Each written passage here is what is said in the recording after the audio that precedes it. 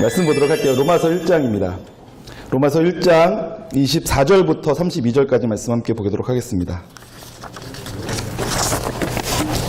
로마서 1장 24절부터 32절까지 기록된 말씀을 저와 여러분이 한 절씩 교독으로 보고 마지막 절 합독하겠습니다.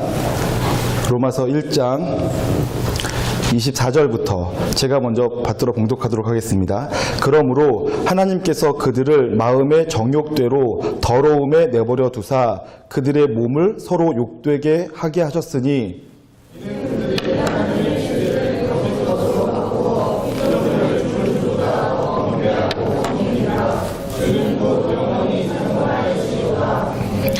이 때문에 하나님께서 그들을 부끄러운 욕심에 내버려 두셨으니 곧 그들의 여자들도 순리대로 쓸 것을 바꾸어 영리로 쓰며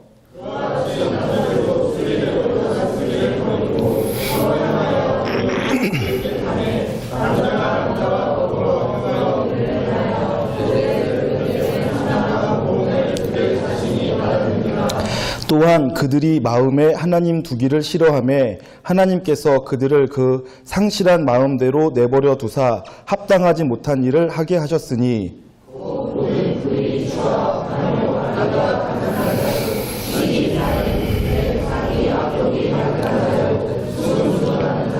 비방하는 자요, 하나님께서 미워하시는 자요, 능욕하는 자요, 교만한 자요, 자랑하는 자요, 악을 도모하는 자요, 부모를 거역하는 자요,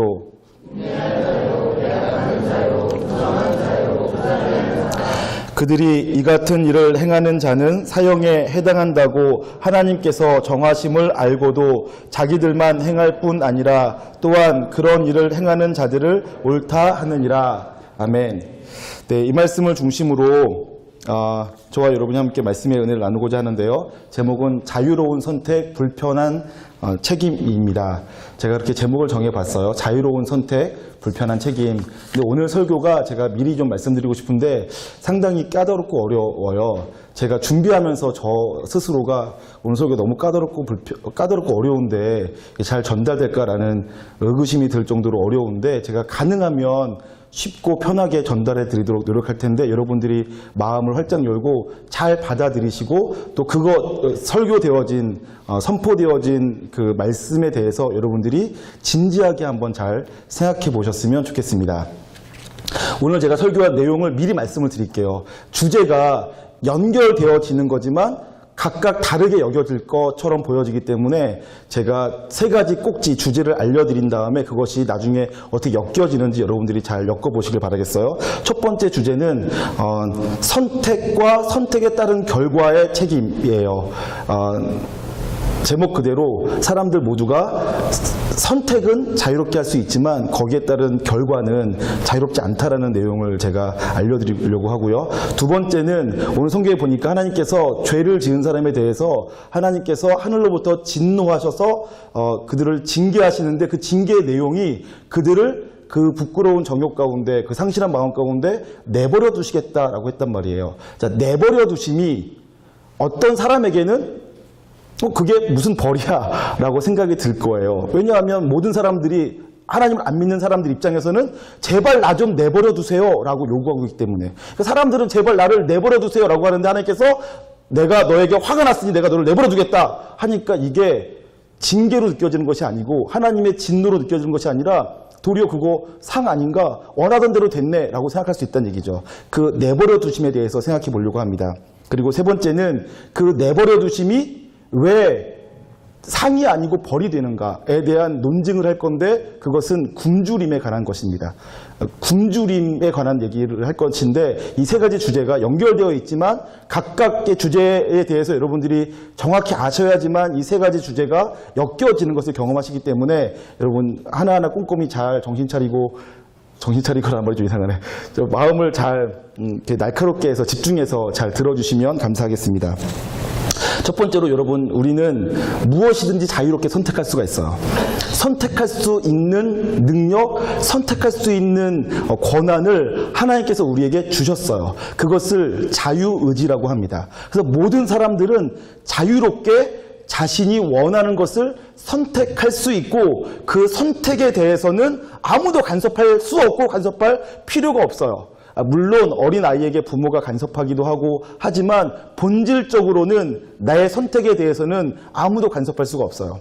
나를 아무리 고문해도 내가 고문에 굴복할 수는 있지만 굴복하는 그것 자체가 내 선택이지 고문한다고 해서 무조건 굴복하게 되어지는 것은 아니에요.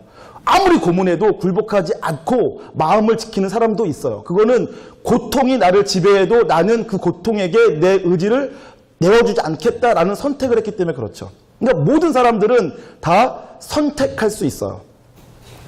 그런데 그 선택에는 반드시 선택에 대한 결과가 따라오게 되어 있는데 그것이 하나님이 만드신 원리이고 법칙입니다. 자, 그래서 동일한 시간을 주었는데 어떤 사람은 그 시간 동안 공부를 할 수도 있고 일을 할 수도 있고 게임을 할 수도 있고 운동을 할 수도 있고 잠을 잘 수도 있어요. 뭐 그거는 자기 자신의 선택이에요. 그런데 거기에 따른 결과는 다르죠. 공부를 했으면 성적이 오르겠죠. 일을 했으면 돈을 벌겠죠. 게임을 했으면 아이템이 생기겠죠. 운동을 했으면 몸이 건강해지겠죠. 잠을 잤으면 피로가 풀리겠죠. 밥을 먹으면 배가 부르고 술을 먹으면 취하는 것처럼 자기가 어떤 선택을 했으면 그 선택에 따른 결과는 당연하게 따라오게 되어 있는 것입니다. 그런데 어떤 경우에 그 결과는 선택은 내가 자유롭게 했지만 그 결과는 내가 원하는 대로 얻지는 못해요. 결과는 내 선택에 따른 필연적 결과로 주어지는 것이에요. 그렇기 때문에 여러분 반드시 기억해야 되는데 선택은 자유지만 책임은 자유가 아니다. 선택은 자유지만 결과는 자유가 아니다. 라는 것을 반드시 기억하셔야 됩니다. 그러니까 여러분들이 좋은 결과를 얻고 싶다면 결과를 가지고 아웅다웅 하시면 안 돼요. 선택을 제대로 하려고 아웅다웅 하셔야 돼요. 좋은 결과를 얻고 싶다. 그러면 좋은 결과를 달라고만 하나님께 기도하는 것이 아니라 내가 처음부터 지혜로운 선택을 하고 그 결과에 합당한 선택을 하고 그 선택에 따른 행동들을 할 수 있게 해달라고 기도하시고 그렇게 하셔야지 그 결과가 따라오게 되어 있는 것입니다. 그것이 이 세상에 하나님께서 정해두신 원리예요. 원칙이고 바뀌지 않습니다. 여러분들이 그것을 기억하시고 살기를 소망합니다. 그런데 어떠한 선택들은 결과를 알지 못한 채 선택하기도 해요. 제가 20살쯤이었어요. 저희 아버지께서 그 성남에 사시다가 경기도 광주로 이사를 하셨는데 이사했더니 제 교회 친구가 저한테 이사했다고 대추나무 2그루를 선물해 줬어요. 한 그루에 얼마짜리인지 모르겠어요. 어쨌든 삐짝 마른 아주 얇은 그냥 묘목이죠. 대추나무 묘목 2개를 선물해 줬어요. 저는 나무 선물 받은 거 처음이었어요. 근데 어쨌든 나무를 선물 받았으니까 그 나무를 그 광주에 있는 아버지 집 뒤에 뒷마당에다가 마당도 아니고 어쨌든 뒤에다가 심었어요. 심을 때에는 그냥 있으니까 심었는데 그런데 그 나무가 대추나무가 한 몇 년 지나니까 그 다음부터 아직 나무는 얇은데 대추가 열리기 시작하는데 대추는 거의 어린아이 주먹만한 대추가 열리기 시작하는 거예요. 깜짝 놀랐어요. 그 나무를 심을 때, 선물 받고 심을 때에는 그러한 어린아이 주먹만한 대추가 열릴 줄 전혀 기대하지 않았어요. 그냥 선물로 줬으니까 내가 원하지도 않았고 받고 싶지도 않았는데 그냥 선물로 줬으니까 버릴 수 없어서 심었을 뿐인데 거기서 그런 대추가 나는 거예요. 지금은 그 대추나무가 2그루 중에 1그루는 죽었고 1그루만 살아있는데 지금은 그 대추나무가 이제 상당히 커졌어요. 그러니까 15년 정도가 지나니까 이제 진짜 나무다운 나무가 됐어요. 가을이 되면 대추가 얼마나 많이 열리는지 모르겠어요.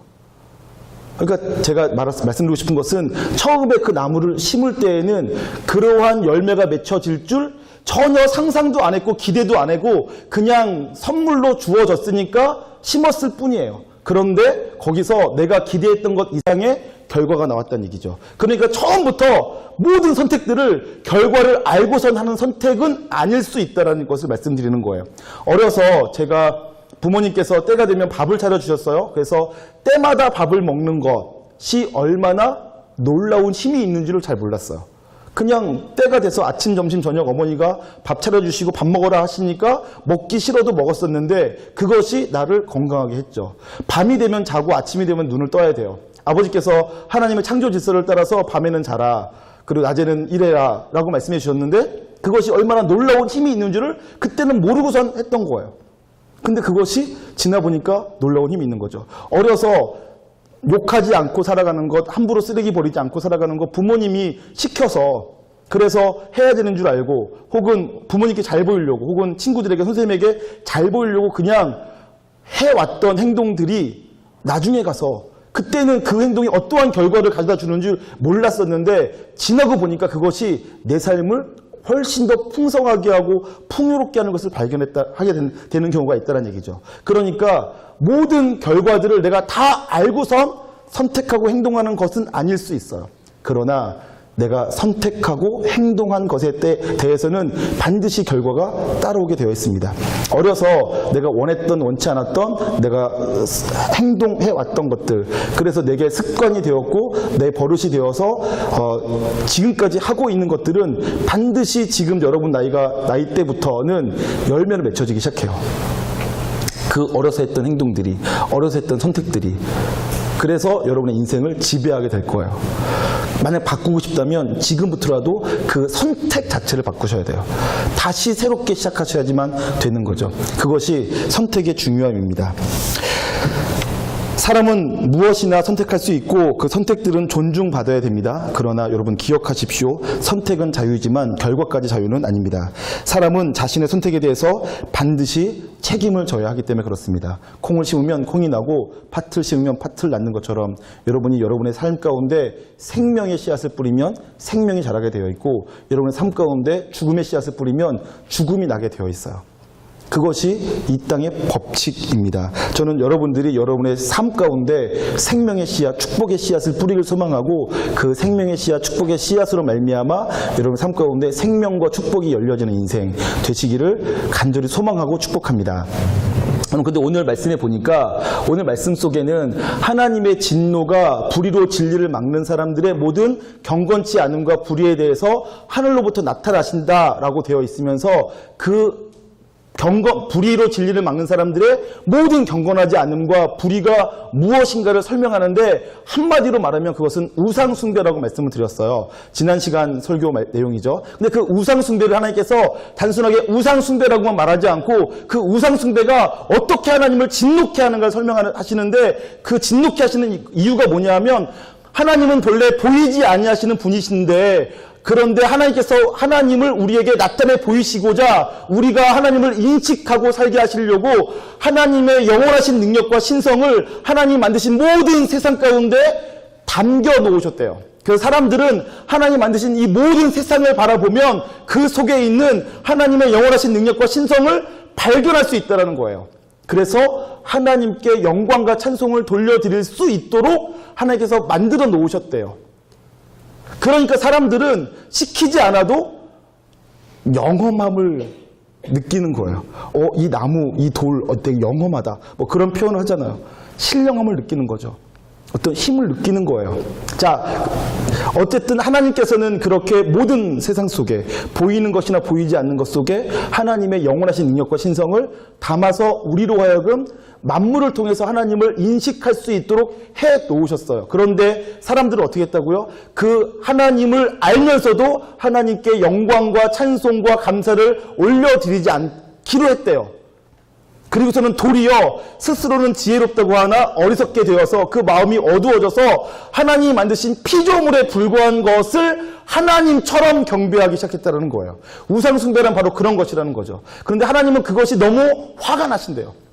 그것은 하나님께 마땅히 돌려야 될 영광을 돌리지 않았기 때문이기도 하지만 하나님이 만드신 존귀한 사람들이 너무나 어리석기 때문에 화가 나시는 거예요. 왜 그렇게 어리석은가?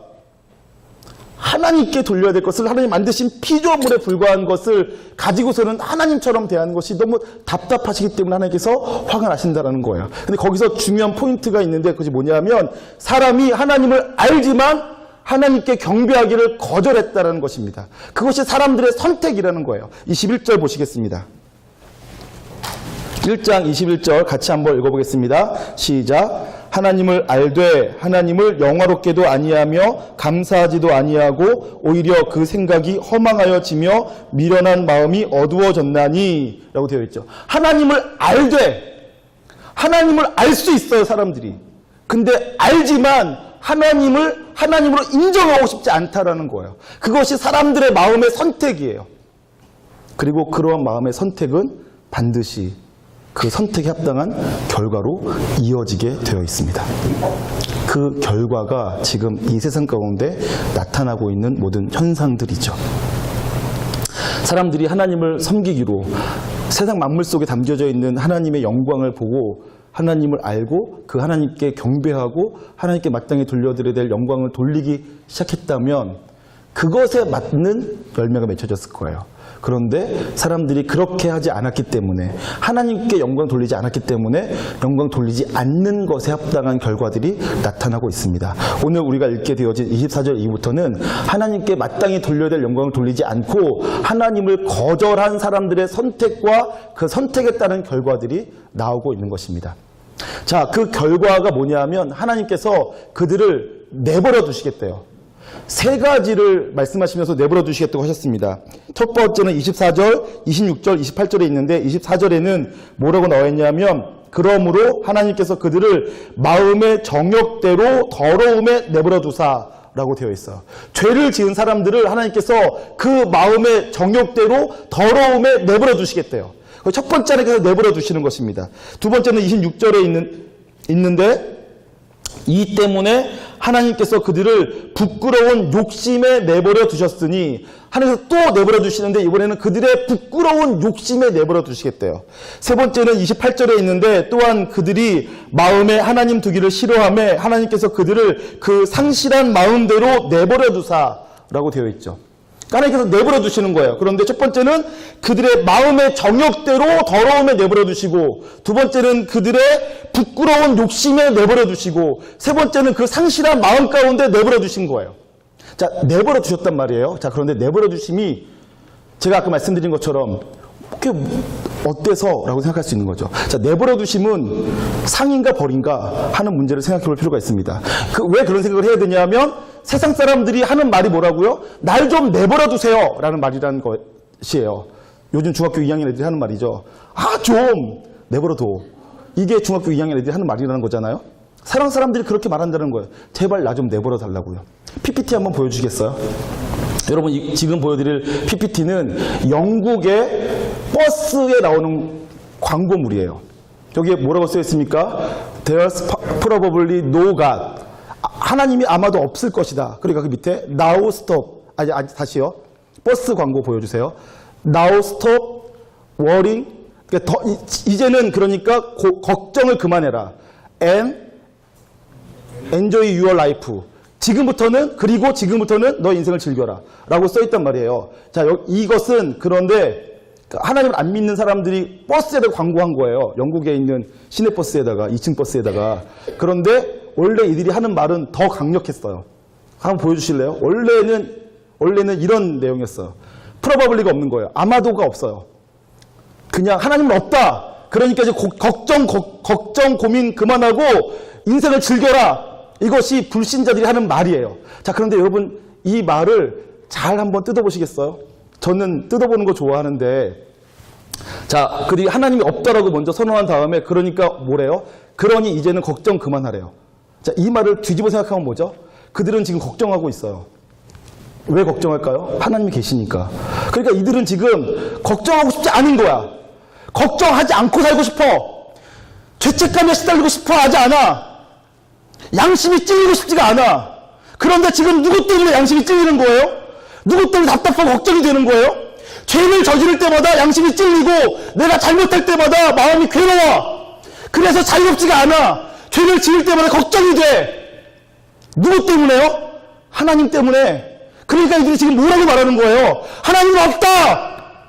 그러니까 걱정하지 말고 죄 저질러라. 이런 말하는 거 아니겠습니까?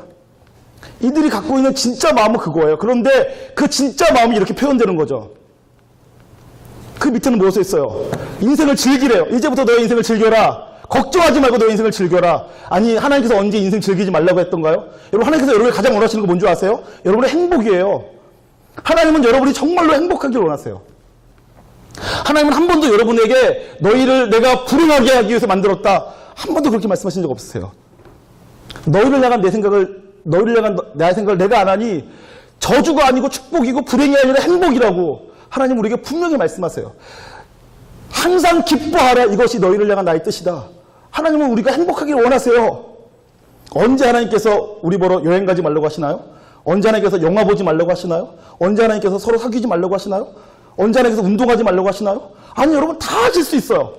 다 하실 수 있어요. 다만 한 가지 하지 말라는 거 있죠. 죄 짓지 말라고 했어요. 죄만 짓지 않으면 돼요. 근데 사람들은 자유롭지 않아요. 즐겁지 않아요.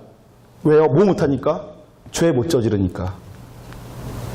세상 사람들은 다 할 수 있는데도 아무것도 못한대요. 하나님 때문에. 그들이 진짜로 못하는 건 뭐였어요? 운동 못하는 거 아니에요. 등산 못 가는 거 아니에요. 수영 못하는 거 아니에요. 그들이 못하는 거 뭔지 아세요? 죄 못 저지른 거예요. 하나님 때문에. 그러니까 사람들은 하나님 때문에 죄 못 저지르고, 하나님이 계시다고 한다면, 하나님이 만약 계시다면 반드시 심판이 있을 것이고, 내가 한 행동에 대해서 내가 나중에 대가를 치러야 될 것인데, 그러면 나는 마음껏 죄 못 저지르고 살고, 그러면 내 욕구, 내 욕망대로 못 살아. 그러니까 불행해. 라고 생각하고, 제발 그 마음에서 하나님이 없어져 주기를 바라는 거예요. 그래서 하나님 두기를 싫어하는 거죠. 그래서 이렇게 광고하는 거예요. 하나님은 없다. 그러니 걱정하지 말고 마음껏 즐기고 살아라. 사실 이 말은 완전 거꾸로죠. 하나님이 계시다. 그러니 걱정하지 말고 인생을 즐겨라. 여러분 이렇게 되셔야 돼요. 하나님이 계시기 때문에 여러분과 저는 걱정하지 않고 인생을 행복하게 살 수 있어요. 하나님 때문에 그런 거죠. 근데 세상 사람들 우리랑 정반대에 있어요. 하나님이 계시면 더 이상 즐겁지 않고 행복하지 않대요. 그래서 하나님이 없다라고 말해야지만 걱정하지 않고 행복하게 살 수 있다고 생각을 한다는 거죠. 여러분 왜 그런지. 그래서 어쨌든 이 사람들은 내버려 둔다라고 하면 자기들이 행복하다라는 거예요. 제발 좀 내버려 둬라. 내버려 두면 내가 하나님 없이 마음껏 살겠다라고 하는 거죠. 그런데 그 내버려 두면 사실 저주예요. 왜 저주가 되는지 제가 이제 설명해 드리려고 합니다. 그것을 설명하려면 이 굶주림의 문제를 말씀드려야 되는데, 여러분 보세요. 일주일 동안 제가 금식하며 기도했던 적이 있어요. 금식하며 군대를 갔다 와서 일주일 동안 금식하며 이제 군대 때를 벗기겠다고. 뭐 군대에서 때 묻은 것도 없는데 그냥 그런 마음이 들어서 군대 제대한 다음에 일주일 동안 금식하고 기도하고, 그래서 이제 토요일 날 내려오는데 제가 금식했던 기도원이 강원도 철원에 있는 수도원이었어요. 거기서부터 이제 다시 청량리까지 버스 타고 와서 청량리에서 이제 이렇게 버스 타고 집으로 가야 되는데, 그 시내버스, 시외버스죠. 그 철원에서부터 청량리까지 가는 그 버스를 타고 가는데 그 맨 뒷자리에 앉았어요. 원래 군인 제대한 사람들은, 젊은 사람들은 맨 뒷자리에 앉지 않습니까? 사람 아무도 없는데 저는 맨 뒷자리에 앉았어요. 그랬더니 몇 정거장 가자 얼마 안 돼서 그 제 앞자리 창가에 한 모자가 탔어요. 그 아이가 한 4살, 5살 정도 되는 애들 엄마가 타신 거죠. 그런데 그 아이가 그 뒷자리에서 새우깡을 뜯었어요. 새우깡을 뜯어가지고 새우깡을 먹기 시작하는 거예요. 근데 저는 원래 아시는 분 아시겠지만 과자를 안 좋아해요. 지금도 안 좋아하고 그때도 안 좋아했어요. 근데 그날 그 새우깡이 얼마나 먹고 싶던지.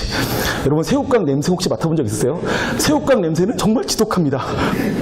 새우깡 냄새가 정말 진해요. 그래가지고 그 냄새가 한 칸 뒤에 있는 제 코에 들어오는데 그 욕구가 얼마나 강한지. 제가 원래 일주일간이라도 짧은 시간이지만 금식하고 나면 뭐 죽을 먹으면서 보호식 해야 된다고 하는데, 제가 그런 거 전혀 생각하지 않고서는 제발 새우깡 하나만 달라고 해가지고 새우깡 얻어먹은 적이 있어요. 여러분 일주일 동안 배가 고파서 아무것도 안 먹고 배가 고프면요 체면이 조금 없어지는 것 같더라고요. 그리고 저는 진짜로 과자 안 좋아해요. 아시는 분 아실 거예요. 저는 누가 과자를 줘도 나 과자 싫어하고 안 먹어요. 저희 집 애들이 아빠 과자 먹어 그러면 제가 안 먹어요. 애들은 과자를 아빠한테 먹이는 걸 자기가 사랑하는 줄 알고서는 제가 계속 먹이거든요. 자기가 좋아하니까 저도 좋아할 줄 알고 먹이는 거죠. 저는 그거 제일 싫어해요. 저 애들이 착각하는 거지. 저 진짜 과자 싫어해요. 과자 먹으면 왜 안 좋다고 교육받아가지고 안 좋아요. 자, 그런데 일주일간 금식 안 먹으니까 그 새우깡이 먹고 싶어지더라고요. 그래서 제가 그걸 먹었어요. 달라고 사정해가지고, 구걸해가지고. 자, 이것이 굶주림 때문에 생겨지는 현상이에요. 여러분, 굶주리면 먹을 게 있으면 뭐든지 집어먹는 거예요. 당연한 결과 아니겠습니까? 자, 그런데 문제는 뭐냐면, 굶주린 사람에게, 배고픈 사람에게 음식을 차려놓고서는 먹지 마! 그러면 얼마나 고통스럽겠습니까? 좀 전에 오늘 새생명 축제하는데 새가족들이 막 오시니까 이 아래층 로비에다가 불고기랑 막 반찬들 막 해놓으셨어요. 반찬이 많았는데 내 눈에 불고기밖에 기억이 안 나네요. 하여튼 이게 상 차려놓은 다음에 우리 목사님께서 막 축복해주고 막 뭐 설명해주고 막 그러시더라고요. 제가 막 화가 날 정도였어요. 빨리 먹게 좀 해주지. 배고픈데 음식 차려놓고서는 말 길게 하고 그러는 거 딱 질색이에요.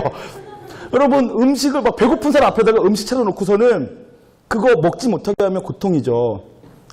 그때에는 먹어라 라는 말이 가장 큰 축복이에요. 배고픈 사람에게 먹어라 라고 말하는 게 가장 큰 축복이죠. 여러분 그런데 다시 설정을 바꿔볼까요? 정말 배가 고파요. 그런데 먹을 게 없어요. 다만 얼마 전에 먹다 남겨둔 식어버린 밥, 누렇게 뜬 밥만 남아있어요. 그래서 이렇게 말하는 거죠. 그거라도 먹을래? 그러면 그 배고픈 사람이 그 누렇게 뜬 밥을 먹을까요? 안 먹을까요? 너무 배고프면 먹겠죠. 여러분 배 안 고파 보셨군요. 진짜 배고프면 먹는 거예요. 먹으면서도 맛있다고 할 수도 있어요. 여러분 그게 굶주림으로 나타나는 현상입니다. 여러분 제가 지금 말씀드리고 싶은 건 이런 거예요. 만약 우리가 영적으로 받아야 될 충분한 영향을 공급받지 못했다면, 우리가 하나님으로부터 받아야 될 충분한 은혜와 은총, 사랑을 받지 못했다면, 그래서 내가 영적으로 굶주리다면, 그러면 나는 너무너무 굶주리기 때문에, 배고프기 때문에 내 눈앞에 있는 먹을 거란 먹을 거는 다 집어먹을 거란 거죠. 그것이 썩었어도, 그것이 조금 오래됐어도, 그것이 좀 맛이 없었어도. 배고픈 사람에게 눈앞에 먹을 것이 있는데 그것이 상한 음식 같아요. 그래서 엄마가 얘야 그건 먹지 마, 상했어 라고 말해주는 건 엄마의 당연한 의무이죠. 그런데 그것을 아들이 엄마는 나를 좀 그만 좀 괴롭혀, 먹고 싶은 대로 먹을래 라고 하고 먹는단 말이에요. 그때 그러면서 이 아들이 생각하는 생각은 뭐냐면 제발 엄마 좀 없었으면 좋겠어. 내가 뭐 먹고 싶은 것마다 먹으려고만 하면 엄마가 먹지 말라 그래. 몸이 안 좋다고 먹지 말라고 해. 제발 엄마 좀 없었으면 좋겠어 라고 그 아이가 생각할 수 있다는 거죠. 그것이 바로 세상 사람들의 상태라는 거예요. 자, 그러면 어떻게 하면 우리가 굶주리지 않을 수 있을까요? 굶주린 사람에게 부모가 먹지 말라고 말하지 않고 부모가 해줄 수 있는 가장 큰 축복이 뭘까요? 맛있는 밥 주면 되잖아요. 먹으면 되는 밥 주면 되잖아요. 하나님께서 우리에게 먹으면 되는 밥, 먹으면 사는 밥 주시겠다는 거예요. 그것이 뭐예요? 복음이죠. 내가 너에게 복음을 전하노라. 이 복음은 모든 믿는 자를 구원하는 하나님의 능력이 됨이라 하고 복음을 주시는 거예요. 그런데 사람들이 그 복음 듣기를 거절하고 지금까지 배고파 죽겠는데 아무거나 먹으면 어때? 하면서 그냥 막 집어먹는다는 얘기예요. 그러면서 그것을 먹지 못하게, 상했으니까 먹지 마, 썩었으니까 먹지 마, 먹으면 몸에 안 좋으니까 먹지 마 라고 말하는 하나님에 대해서 제발 하나님이 없으면 좋겠다 라고 생각한다는 거예요. 그것이 우리의 문제, 이 세상의 문제예요. 저 여러분 이것을 잘 이해하고 정확하게 아셨으면 좋겠습니다. 여러분 저희 리더들한테는 몇 번 설명한 적이 있었는데 혹시 여러분 모르시는 분이 계실까봐 제가 그 도표 하나 보여드릴게요. 한번 보여주시겠어요? 도표가 조금 어렵게 느껴질 수 있지만 알고 나면 되게 쉬워요. 여러분 눈에 보이시나요? 앞에 불을 좀 꺼줘야 될 것 같아요. 글자가 있어서. 여러분 이거는 기독교 세계관 기초 훈련 과정에 있는 건데, 기독교 세계관은 기본적으로 창조, 타락, 구속, 그리고 재창조로 구성되어져 있어요. 그래서 세상의 처음 시작은 창조로 시작되어지고 마지막은 하나님께서 오셔서 끝나고 다시 새롭게 되어지는 것으로 시작하여지죠. 그런데 그래서 우리가 모든 세상의 역사를 이 창조, 타락, 구속, 재창조의 시간 순서대로 이해하고 해석할 수 있으면 정말 좋아요. 자, 그런데 그 중에서 우리는 인간의 신분과 수준, 신분과 상태에 대해서 이 기독교적인 세계관을 근거로 해서 생각해 보자라는 거죠. 그럴 때 인간의 처음 신분과 상태는 어땠느냐? 창조 때 인간의 신분과 상태는 의인이었고 하나님의 자녀였고 또 하나님과 친밀한 관계 속에 있는 사람이었죠. 그것이 처음 사람의 신분이에요. 그때 상태는 어땠습니까? 그때는 우리가 하나님께서 만드신 아주 좋은 상태였죠. 좋은 상태. 참된 의가 있었고요. 참된 지식이 있었고요. 거룩함이 있었어요. 그래서 우리는 하나님께서 보실 때 아주 사랑스럽고 좋은 존재였어요. 그런데 문제가 생겼죠. 타락하면서부터 문제가 생겼어요. 사람이 죄를 범하면서부터 문제가 생겼죠. 신분에도 문제가 생겼고 상태에도 문제가 생겼고 하나님과의 관계에도 문제가 생겼어요. 다른 모든 것에 문제가 생겼지만 이 세 가지를 우리가 가장 주목해 봐야 되는데 우리의 신분은 문제가 생겼는데 의인에서 죄인으로 전락했죠. 죄를 지음으로 이제는 죄인이 된 거예요. 그리고 우리의 하나님과 우리의 관계가 어떻게 됐습니까? 그 전까지는 하나님과 아주 친밀한 관계 속에 있었는데 죄를 지음으로 하나님과 우리와의 관계가 끊어졌어요. 단절되어진 거죠. 그래서 그 전에는 죄를 짓기 전에는 사람이 하나님과 함께 동행하고 하나님과 함께 살면서 하나님으로부터 충분한 사랑과 은혜와 복을 받았고 누릴 수 있었어요. 그런데 죄를 지음으로 이제는 하나님으로부터 공급되어지는 모든 것이 다 끊어져 버렸어요. 하나님의 사랑도 은혜도 축복도 더 이상 내게로 흘러들어오지가 않아요.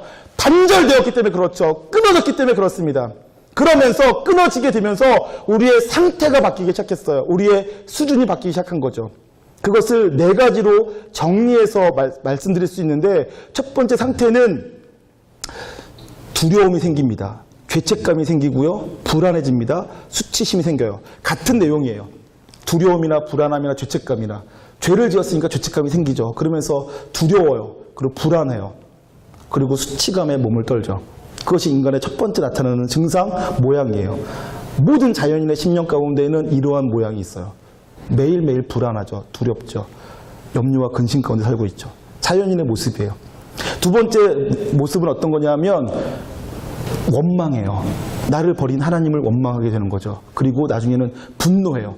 실제 잘못은 자기가 했으면서 왜 선악과 따위는 만들어서 이렇게 했냐고, 왜 자유의지는 줘서 이렇게 했냐고 하면서 원망해요. 분노하는 거죠. 하나님께 삿대질해요. 화내요. 자신의 인생을 향해서, 세상을 향해서, 하늘을 향해서, 나의 옛 과거를 향해서 바꾸지도 못하면서 화를 내는 거죠. 그것이 인간의 상태예요. 세 번째는 굶주림이에요. 하나님으로부터 단절되었기 때문에 영적인 굶주림이 찾아옵니다. 마땅히 받아야 될 사랑을 못 받아요. 마땅히 받아야 될 은혜를 못 받아요. 마땅히 받아야 될 인정과 돌봄을 못 받아요. 그러면서 그것에 대한 굶주림이 시작되죠. 영적인 굶주림이에요. 영적으로 바삭바삭 말라가는 거예요. 아니 사실은 죽어버린 거죠. 그리고 그 안에 그 굶주림으로 말미암은 욕구가 생겨요. 욕망이 들어서는 거예요. 그 욕구와 욕망은 어떻게 나타나냐면 사랑받고 싶대요. 하나님께 받아야 될 사랑을 다른 사람에게 받고 싶어 하는 거예요. 나 좀 사랑해줘, 나 좀 사랑해줘. 인정받고 싶대요. 하나님께 받아야 될 인정을 다른 사람에게 받고 싶어 하는 거예요. 나 좀 인정해줘. 사랑받고 싶고 인정받고 싶고 돌봄받고 싶은 욕구가 생겼으니까 그것을 해결하려고 어떻게 합니까? 어떤 사람은 자신을 과장해요. 포장하죠. 과시하죠.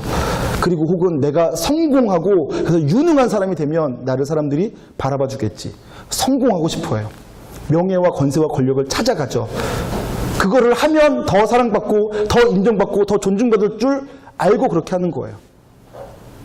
그것이 굶주림으로 말미암아 생겨지는 인간의 자연적인 현상인 거죠. 그런데 그렇게 아무리 달려가서 내가 목표했던 성공에 이르러도 내가 원했던 명예를 얻어도 그래서 사람들이 나를 좋아해주고 나를 인정해줘도 그 영적인 굶주림이 해결되지가 않아요. 그래서 또 다른 것을 찾아요. 그러면서 중독적 현상이 나타나는 거죠. 사람에게 중독되기도 하고 일에게 중독되기도 하고 섹스에 중독되기도 하고 돈에 중독되기도 하고 게임에 중독되기도 하고 약물에 중독되기도 하고 그렇게 사람들이 흘러가지는 거예요. 이것이 사람의 죄를 지은 사람의 일반적인 현상이라는 거죠. 상태라는 거예요. 그리고서 네 번째로는 그러한 삶으로 내 마음이 바뀌었기 때문에 내 마음이 온전해야 될 마음이 깨어져 버렸어요. 그래서 상실한 마음이 되어진 거죠. 무엇을 들여부어도 만족이 안 돼요. 이미 깨어졌기 때문에 다 새어나가는 거죠. 그것이 우리 인간의 죄를 지은 인간의 모습이라는 것입니다. 나중에 예수님께서 오셔서 그러한 인간을 바꿔주셨죠. 두 가지 해주셨습니다. 첫 번째는 우리의 죄를 속량해 주심으로 칭의해 주셨죠. 여러분, 우리를 의롭다고 불러주시는 거예요. 근데 칭의라고 하죠. 칭의는 의롭다고 칭해 주신다는 뜻이에요. 진짜로 우리의 상태가 의로워진 것이 아니라 상태는 여전해요. 이 네 가지 상태는 여전한데 그냥 우리를 의롭다라고 불러주시는 거예요. 나는 똑같은데 내 죄값을 다 없애져 버리신 거야. 예수님께서 치러져 버리신 거죠. 그래서 상태는 똑같지만 내 신분만 다시 죄인에서 의인으로 바뀌어졌어요. 칭의입니다. 그런 다음에 우리의 상태를 바꿔야 되잖아요. 우리의 상태가 바뀌어지기 위해서 예수님께서 하신 것이 뭐냐면 하나님과 우리 사이에 막힌 담을 허물어 주신 거예요. 성소와 지성소 사이에 있는 휘장을 찢어버리신 거죠. 그래서 이제 누구라도 예수 그리스도를 통하여서 하나님을 만날 수 있게 된 것입니다. 어떻게 우리가 하나님을 만날 수 있습니까? 이렇게 예배를 통해서 공동체적으로 예배를 드릴 때 우리가 하나님을 만나게 되는 거예요. 그래서 다시 우리에게 하나님의 은혜와 사랑과 축복이 흘러 들어오게 되어 있는 거죠. 개인적으로 삶을 살아가면서 말씀과 기도로 하나님과 교제할 수 있고 하나님을 만날 수 있게 되어지면서 내 모든 시간 속에서 내 모든 삶 속에서 하나님과 내가 교제하고 동행할 수 있고 그래서 하나님의 은혜와 축복과 사랑이 내게 흘러 들어와 하나님의 돌보심을 내가 받으면서 더 이상 굶주리지 않고 살 수 있게 되어진 것입니다. 그것이 예수님께서 우리에게 해주신 거예요. 우리의 죄를 속량해 주셨을 뿐만 아니라 예수님께서 하나님과 우리 사이에 막힌 담을 허물어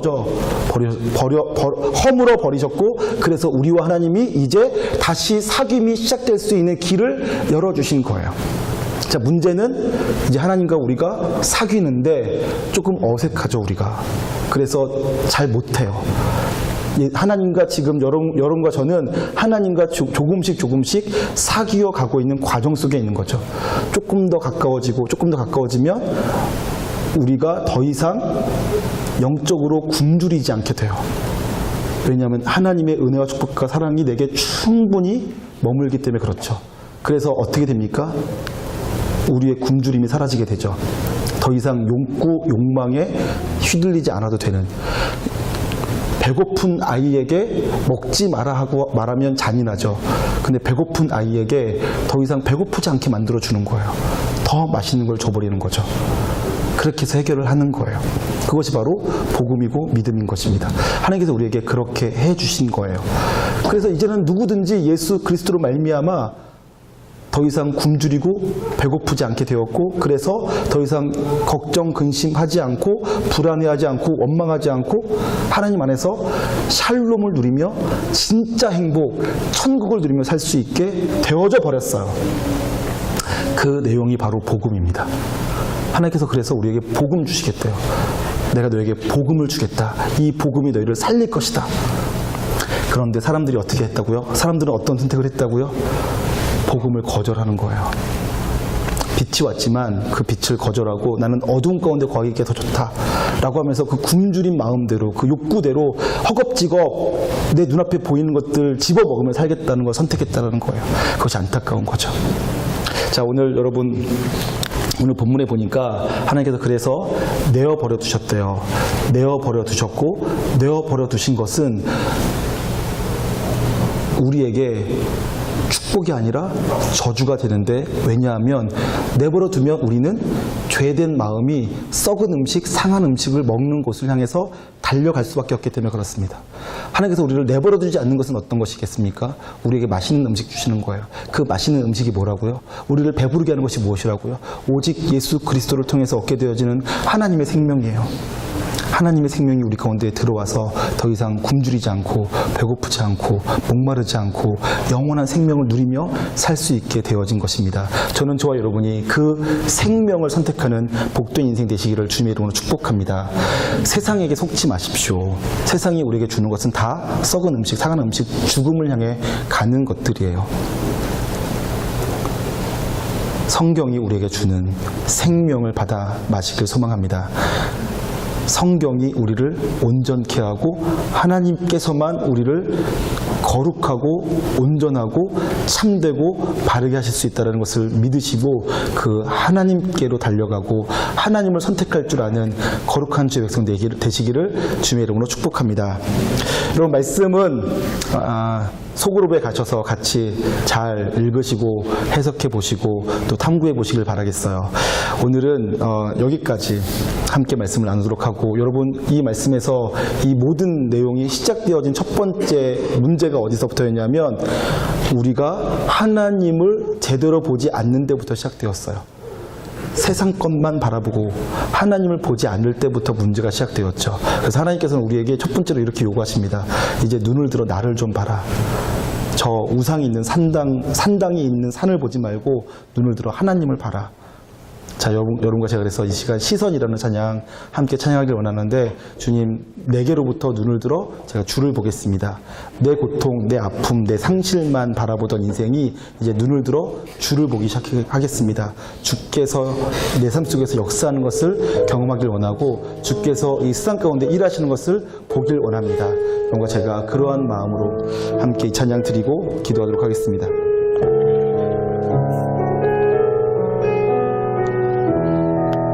내게로부터 눈을 들어, 내게로부터 눈을 들어 주를 보기 시작할 때 주의 일을 보겠네. 내 작은 마음 돌이키사 하늘의 꿈 꾸게 하네. 주님을 볼 때 모든 시선을 주님께 드리고, 살아계신 하나님을 느낄 때 내 삶은 주의 역사가 되고 하나님이 일하기 시작하네. 성령이 나를 변화시켜 모든 두려움 사라질 때 주의 일을 보겠네.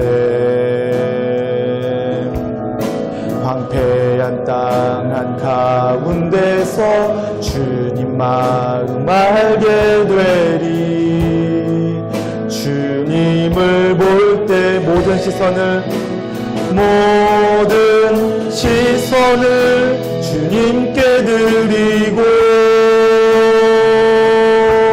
전능하신 하나님을 느낄 때 세상은 주의 나라가 되고 하나님이 일하기 시작하네. 모든 시선을 주님께 드리고, 살아계신 하나님을 느낄 때 내 삶은 주의 역사가 되고 하나님이 일하기 시작하네. 우리 함께 기도할까요? 선택이 중요하다고 하는데, 주님, 제가 바른 선택하기를 원합니다 라고 기도하시길 원합니다. 그리고 나도 하나님을 향해서 좀 제발 나 좀 내버려 주십시오 라고 말할 때가 많은데, 내 마음껏 살고 싶다고 말할 때가 많은데, 내가 내 마음껏 살고 싶다라는 것은 내 안에 결핍이 있기 때문이라는 것을 오늘 배웠어요. 내 안에 굶주림이 있기 때문에 그래요. 그래서 내 욕구대로 살고 싶은 거죠. 그런데 욕구와 욕망이 있는데 막으면 화가 나죠. 근데 욕구와 욕망을 하나님이 채워져 버리시면 더 이상 화가 나지 않습니다. 하나님, 그래서 내 굶주림을 채워주십시오. 내 욕구와 욕망이 주님으로 말미암아 해결되어지길 원합니다라고 기도하시길 소망하고, 그것을 위해서 예수님께서 내게 행하신 일들을 찬양하며 내가 하나님과 친밀한 관계 속에서 하나님께서 내게 주실 은혜와 은총을 받아 누리는 인생 되길 원합니다. 하나님과의 친밀함 속에서 내 영혼이 살아나길 원합니다. 내 영혼이 풍성해지길 원합니다라고 기도할 수 있었으면 좋겠습니다. 이 시간 함께 주님께 그렇게 기도하며 나가겠습니다. 함께 기도합니다. 존귀하신 하나님 아버지, 우리가 바른 선택하기를 원합니다. 지혜로운 선택하기를 원합니다. 어리석은 사람들처럼 하나님 아닌 다른 것을 바라보고 하나님 아닌 다른 것을 선택하는 불쌍한 인생 되길 원치 않습니다. 하나님, 바르게 바라보고 바르게 선택하고 바르게 따라갈 수 있길 원합니다. 이렇게 살 수 있도록 주님 역사하여 주시옵소서. 존귀하신 하나님 아버지, 더 나아가서 우리 안에 굶주림이 있습니다. 하나님, 우리 안에 욕구가 있습니다. 욕망이 있습니다. 하나님, 하고 싶어하는 것들이 있습니다. 하나님께서 원치 않는데도 내가 하고 싶은 것들이 있습니다. 하나님, 내 안에 있는 더러운 욕망, 더러운 욕심들, 부끄러운 욕심들, 깨어진 마음, 상실한 마음 가운데서 우리를 건져주시옵소서. 주님, 부끄러운 욕심의 소리를 건져주시옵소서.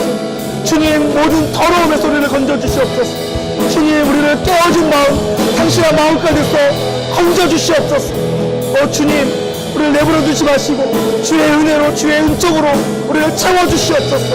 주님, 그래서 더 이상 굶주려하고 헤매이고 하나님 바보 같은 삶을 살지 않게 해주시옵소서. 주로 인해서 채워진 인생, 주로 인해서 해결되어진 인생 될 수 있게 하여 주시옵소서. 하나님, 주님 역사하여 주시옵소서. 하나님, 청년들 삶 가운데 그렇게 역사해 주시사 아버지 그 심령이 주로 말미암아 가득 채워진 인생들 될 수 있게 하여 주시옵소서. 주님, 그렇게 살아가는 인생들 모두가 될 수 있도록 역사하여 주시옵소서.